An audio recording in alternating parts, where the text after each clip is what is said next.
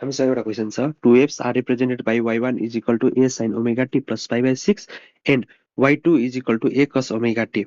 What is the resultant amplitude and phase difference भन्ने question छ। अब यसमा रिजल्टेन्ट एम्प्लिट्युड निकाल्नु पर्ने छ, अर्को फेज डिफरेन्स निकाल्नु पर्ने छ। सबैभन्दा सुरुमा फेज डिफरेन्स निकाल्यौँ भने क्याल्कुलेट गर्न सजिलो हुन्छ र अनि त्यस पछाडि रिजल्टेन्ट एम्प्लिट्युड निकाल्ने। अब फेज डिफरेन्स निकाल्नको लागि के गर्ने त भन्दाखेरि माथिको गिभन इक्वेसनलाई फेरि एकचोटि रिराइट गरौँ। y1 is equal to a sin omega t plus pi by 6 र y2 भनेको a cos ओमेगा t छ। माथिपट्टिको y1 इक्वेसन साइनको टर्म्समा भएको कारणले गर्दाखेरि तलपट्टिको y2 टर्मलाई पनि साइनकै टर्म्समा लगौँ। यो लाने भनेको चाहिँ a sin omega t plus pi by 2। कसरी यो लग्यो त भन्दाखेरि sine pi by 2 plus theta भनेको cos थीटा हुन्छ। यही रुल अनुसार हामीले यसलाई लगियो। अब दुईटा इक्वेसनलाई कम्पेयर गरौँ। यहाँ पनि a छ, यहाँ पनि a छ, साइन छ, साइन छ। पछाडिपट्टिको एंगलमा आएको डिफरेन्सलाई नै हामी फेज डिफरेन्स भन्छौँ। अब फेज डिफरेन्स लेख्नको लागि कसरी गर्ने त भन्दाखेरि यो फेज डिफरेन्सलाई हामी डेल्टा फाइले रिप्रेजेन्ट गरिन्छ।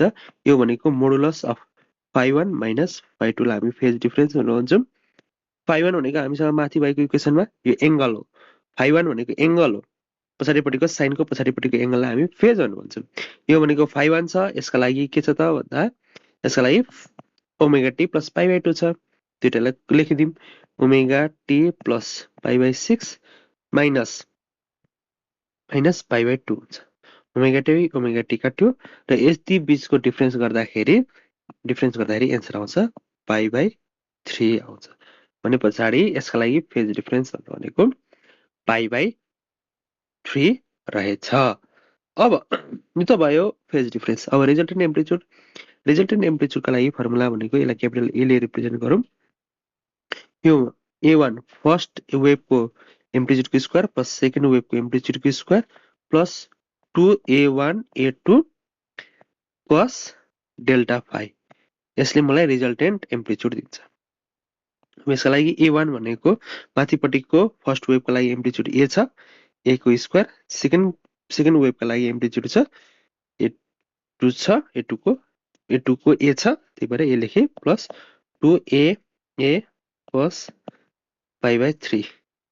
अब यसलाई सल्भ गर्दाखेरि कति आउँछ त भन्दाखेरि यो 2a square plus 2a square cos pi by 3 फेरि यसलाई सल्भ गरौँ। 2a square plus 2a square cos pi by 3 भनेको 1/2 यो काट्यो काट्दाखेरि √3a स्क्वायर हुन्छ। यो सल्भ गर्दाखेरि √3a आउँछ। यही नै यसका लागि पाई बाई 3 यसका लागि phase difference, √3/a resultant amplitude हुन्छ।